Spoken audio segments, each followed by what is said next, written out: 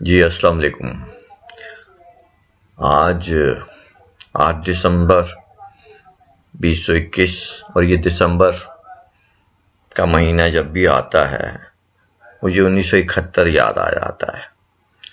اور اس 1971 کے حوالے سے مجھے مغربی پاکستان کی جو جنگ تھی 1971 میں، جب اس طرف آئی جنگ، تو وہ دن یاد آ جاتے ہیں کہ دوپہر کا وقت تھا تقریباً، تو میں اپنے گھر میں تھا، سین میں دیکھا کہ اوپر 2 جنگی جہاز اڑ رہے ہیں، ایک جہاز کے پیچھے دوسرا جہاز ہے، اور نیچے ہمیں گھر میں کسی نے بتایا کہ خبروں میں آیا ہے کہ انڈیا نے پاکستان پر حملہ کر دیا ہے، اور مغربی پاکستان کے، چونکہ پہلے سے مشرقی پاکستان میں جنگ جاری تھی، وہاں پر پاکستان آرمی کی مکتیبانی کی اور انڈین فوجوں کی، تو مغربی پاکستان کا بارڈر کھول دیا گیا اور حملہ ہو گیا۔ تو میں اتنا جذباتی ہوا اس وقت، میں حالانکہ 10 برس کا تھا، کہ میرے پاس ایک کوئی 12 روپے کا ایک بندوق کا کھلونا نما بندوق تھی، میں اٹھا کر بھاگ کر اپنے گھر کی چھت پر چڑھ گیا، اور وہاں میں ان جہازوں کو نشانہ بنانے لگا، اور اتنا جذبہ اور جذباتی ہو گیا، آپ یقین مانیں کہ مجھے سمجھ نہیں آ رہی تھی کہ میں کیا کروں۔ میرے گھر والوں نے مجھے نیچے اتارا، کہ نیچے اتر، چونکہ وہ جہاز فائر کر رہے تھے ایک دوسرے کے اوپر، اور وہ سٹین گن کی گولیاں تھیں، برسٹ مار رہے تھے، اور ان کے برسٹ کے خول ہمارے چھتوں پر گرے، تو وہ آپ یقین مانیں کہ اتنے تھے وہ لمبے، اور ان کے وہ اندر وہ بارود تھا جو اگر کسی کو لگتا تو ایک لمحے میں جان جاتی، لیکن وہ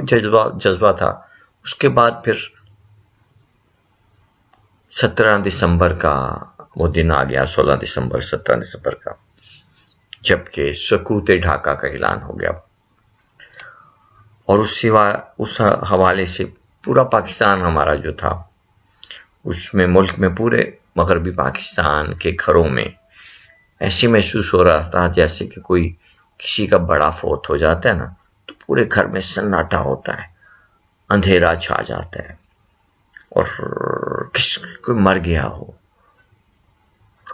کوئی کھانے کو تیار نہیں، اور ایک سوگ کا عالم، اور ایک عجیب خاموشی پر اسرار، سمجھ نہیں آتا تھا کہ ہمارے ملک میں کیا ہو گیا۔ یہ پھر ہمیں پتہ چلا جی کہ جنرل محمد یحییٰ خان نے ذوالفقار علی بھٹو کو، جو کہ اس وقت یونائٹڈ نیشنز UNO میں سلامتی کونسل میں پاکستان کی نمائندگی کر رہے تھے، اور انڈیا کے خلاف وہاں پہ وہ کوشش کر رہے تھے لابنگ کرنے کی، مگر ان کی بات کوئی بھی وہاں سننے کو تیار نہیں تھا، اور ان کو یہاں مغربی پاکستان بلا لیا گیا، اور جنرل یحییٰ خان نے استعفیٰ دے دیا، اور پاکستان کی حکومت کی باغ ڈور ذوالفقار علی بھٹو کے ہاتھوں میں آ گئی۔ 1970 کے الیکشن ہو چکے تھے، اس میں گو کہ عوامی لیگ شیخ مجیب الرحمان کی جماعت نے اکثریتی پارٹی کے طور پر سامنے آئی تھی، مگر بدقسمتی یہ تھی کہ عوامی لیگ نے مغربی پاکستان کے 4 صوبوں میں کہیں کوئی میرے خیال میں 1 سیٹ بھی نہیں جیتی تھی، اور اسی طرح مغربی پاکستان کی سیاسی جماعتوں نے مشرقی پاکستان میں کوئی 1 آدھ سیٹ میرے خیال میں شاید نکالی ہو، مجھے نہیں پتا، تو شاید میرے خیال میں ایک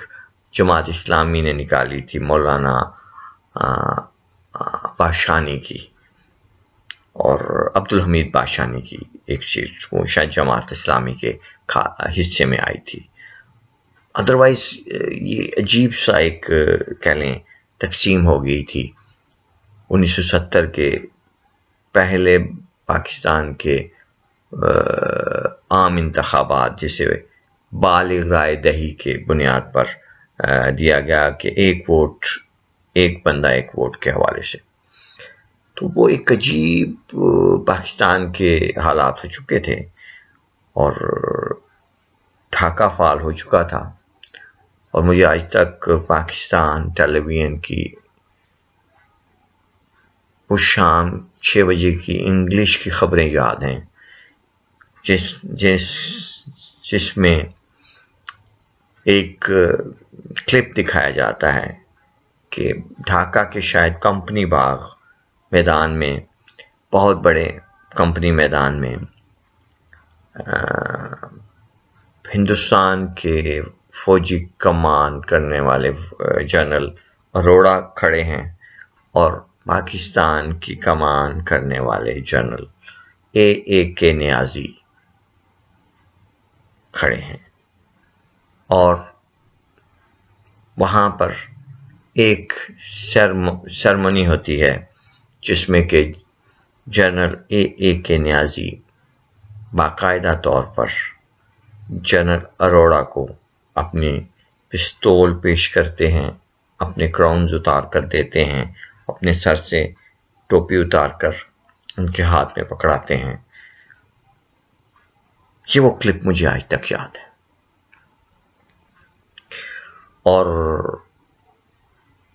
میرے خیال میں اس وقت نیوز کاسٹر جو تھیں شائستہ خان ہوا کرتی تھی، جو بعد میں شائستہ زید ہو گئی، انگلش کی بہت اچھی نیوز کاسٹر پاکستان کی۔ یہاں ریاض احمد خان انگلش کی نیوز پڑھا کرتے تھے، شاید وہ تھے، لیکن میرے خیال میں زیادہ مجھے یاد ہے کہ شائستہ خان ہی تھیں۔ اور بس ایک دکھ تھا، ایک کرب تھا، اور ایسے لگ رہا تھا کہ شاید پاکستان پھر یہ نہیں کھڑا ہو سکے گا، لیکن کسی طرح پاکستان کو پھر کہہ لیں مغربی ملکوں نے امداد دی، اور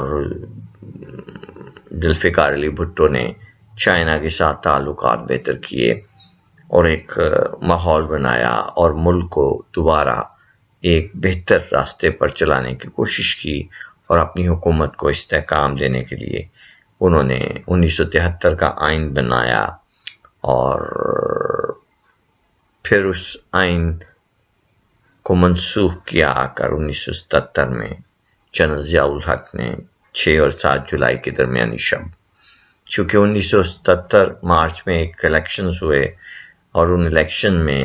9 جماعتیں تھیں قومی اتحاد کی، جن کا کہ نشان حل تھا،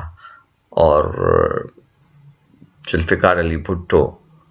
پاکستان پیپلز پارٹی کو لیڈ کر رہے تھے، اور ان کا نشان تلوار تھا۔ تو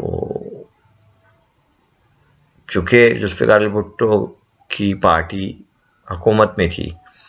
تو وہ لوگ جیت گئے، اور اس جیت کو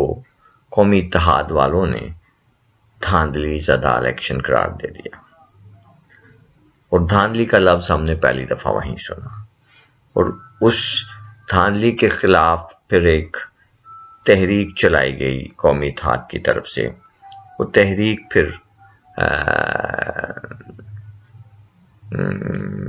نفاذ نظام مصطفیٰ کے حوالے سے تحریک نظام مصطفیٰ میں تبدیل ہو گئی،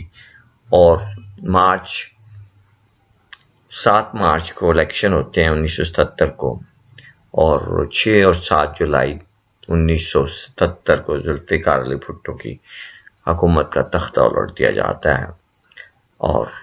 ضیاء الحق جنرل ضیاء الحق قابض ہو جاتے ہیں، اور پھر وہ 11 برس پاکستان پر آمرانہ حکومت کرتے ہیں۔ پھر ان کا جہاز 17 اگست 1988 کو فضا میں پڑ جاتا ہے، اور پھر 1988 میں بینظیر بھٹو واپس آ جاتی ہیں، اقتدار ان کو مل جاتا ہے۔ پھر نواز شریف اور بینظیر کا سیاسی جھگڑے، اور یہ چلتے ہیں تقریباً 12 اکتوبر 1999 تک. پھر جنرل مشرف آ جاتے ہیں اور پھر مشرف کے بعد 2007 کے الیکشنز میں بینظیر بھٹو کو 27 دسمبر لیاقت باغ میں گولی مار کر قتل کر دیا جاتا ہے. اور اس کے بعد پھر پاکستان پیپلز پارٹی کی حکومت 2008 سے لے کر 2013 تک رہتی ہے. پھر 2013 میں کے الیکشن میں نواز شریف کی حکومت جیت جاتی ہے. پھر 2018 کے الیکشن میں پی ٹی آئی آ جاتی ہے اور اب پی ٹی آئی کے 3 برس ہو چکے ہیں. اور ان 3 برسوں میں ملک میں عجیب سا ایک تبدیلی چل رہی ہے. تبدیلی کے جو لغوی معنی ہیں وہ ہے دگرگوں کے. اور دگرگوں کا مطلب ہوتا ہے کہ سپاہی سے سپاہی کا کمان لینا. اور حالات کو اچھا نہیں یہ سمجھا جاتا تبدیلی کا لفظ. اور میں نہیں سمجھتا کہ جو خواہش ہم لوگوں نے کی تھی ملک کو بہتر کرنے کے حوالے سے اس میں موجودہ حکومت کسی حد تک کامیاب ہوئی ہے. چونکہ یہ کرپشن کا ایک نعرہ لے کر آئے تھے کہ کرپشن ختم کرنی ہے اور کرپٹ لوگوں اور مافیاز کو پکڑ کر ان کو جیلوں میں ڈالنا ہے. مگر مجھے بڑے نہایت دکھ اور افسوس سے کہنا پڑتا ہے کہ یہ لوگ اس طرح نہیں کر سکے. اس ملک میں عام آدمی کے لیے کوئی اچھے حالات پیدا جس کا کہ یہ ایک عزم لے کر آئے تھے اور ایک خواہش لے کر آئے تھے اور ایک نعرہ لے کر آئے تھے. اور جو عام آدمی تھا وہ پہلے ان 2 پارٹیوں سے بزن اتنا ہو چکا تھا کہ اس نے تھرڈ آپشن کے طور پر پی ٹی آئی کو جوائن کیا اور اسے خوش آمدید کہا. مگر اب تک کے جو حالات میرے تجزیہ یا فیلنگ ہے اس میں عام آدمی کے لیے کچھ بھی نہیں. چونکہ موجودہ حکومت کے اندر بھی جو اتحادی جماعتیں اور لوگ ہیں وہ ایک مافیاز ہیں. اور اس میں وزیر اعظم پاکستان کے پاس کوئی اتنا اسٹرانگ ہولڈ نہیں ہے کہ وہ ان مشکلات کا ازالہ کر سکیں, ان مافیاز کو مکمل طور پر ختم کر سکیں یا ان کو سارٹ آؤٹ کر سکیں. اور مجھے نہیں لگتا کہ وہ پاکستان میں ایک عام آدمی کے لیے کوئی خیر یا سہولت ہوگی. اور ڈالر آج کے دن میں 177 روپے پر چلا گیا. اب دیکھ لیں کہ تاریخ کا جو پہیہ ہے وقت کا جو بڑا عجیب چل رہا ہے. اللہ پاک خیر کرے اس ملک کے اوپر اور اس ملک کے عوام کے اوپر خاص طور پر. چونکہ یہاں پر نہ ایلیٹ کلاس کو کوئی مسئلہ ہے چونکہ وہ تو انجوائے کر رہے ہیں پاکستان میں. اور جو سیاست دان ہے وہ واحد طبقہ ہے کہ جس کو کوئی مسئلہ ہی نہیں ہوتا. وہ امیر لوگوں کے امیر گھروں سے آتے ہیں اور انہوں نے سیاست کو انڈسٹری بنا دیا. انویسٹمنٹ کرتے ہیں وہ لوگ اور پھر یہاں اقتدار میں آ کر وہ انویسٹمنٹ اپنی پوری کرتے ہیں. اور نقصان عام آدمی کا, غریب آدمی کا ہو رہا ہے. مگر کچھ سمجھ نہیں آتی کہ کس طرف حالات جائیں گے. ہر طرف تنزلی اور انحطاط پذیر معاشرہ پاکستان کا ہوتا جا رہا ہے اور ہمیں چاہیے کہ اس بارے میں تھوڑا سا غور کریں. اپنے اداروں کو بھی چاہیے, ہمارے اداروں کو بھی, کہ وہ دیکھیں کہ کہاں پر پرابلمز ہیں اور کس طرح سے سارٹ آؤٹ ہو سکتی ہیں. اللہ پاک اس ملک کا حامی و ناصر ہو اور 50 برس ہونے کو آئے 1971 سے لے کر 2021 تک. لیکن آج تک یہی کہا جاتا رہا ہے کہ جو بھی حکومت آتی ہے وہ کہتی ہے جی کہ پچھلی حکومت نے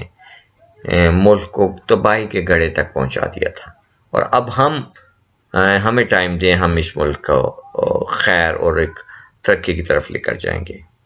مگر وہ حکومت بھی پھر ایک نیا گڑھا کھود کر کسی دوسری حکومت کے لیے جگہ چھوڑتی ہے اور وہ آ کر کہے گی کہ جی اب پچھلی حکومت نے اس ملک کی تباہی کر دی، اب ہم اس ملک کو نئے سرے سے سنواریں گے۔ تو یہ دھوکہ تو ہم 50 برس سے کھا رہے ہیں، اور یہ میرے اپنا ذاتی تجربہ ہے۔ تو اللہ پاک خیر کرے، اس ملک پر اپنا خاص کرم رکھے، اور پاکستان کا حامی و ناصر ہو، اور ہم سب عام آدمیوں اور غریب عوام کا لیے اس ملک میں خیر ہو۔ بس یہی آپ سے گزارش کرنی تھی۔ بات تھوڑی لمبی ہوگی، اس کے لیے معذرت، لیکن میرے خیال میں میرے جو کہا ہے بڑے سچے دل سے کہا ہے، اور